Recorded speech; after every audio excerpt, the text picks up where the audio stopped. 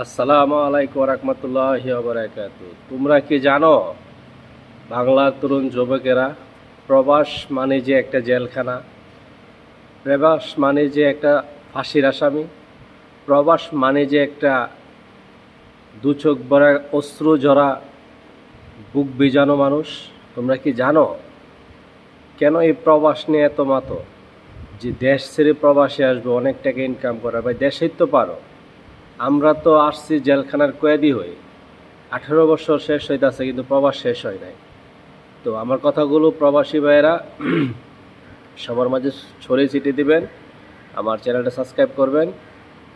আমি সকলকে বলতে চাই যারা বিদেশে আসতে চায়, প্রবাসে আসতে চায়, তারা যেন দেশে কিছু করে।